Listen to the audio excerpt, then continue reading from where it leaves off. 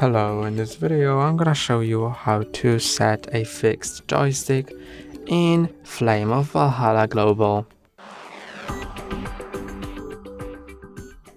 You can see now that the joystick isn't fixed, so it is here, but when I put my finger here, the joystick goes here, or here, or here, or anywhere I place my finger. And you can fix this joystick so it doesn't move from its place.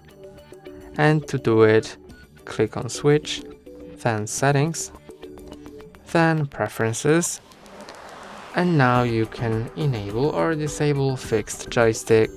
That's all for today. Don't forget to like and subscribe. See you next time.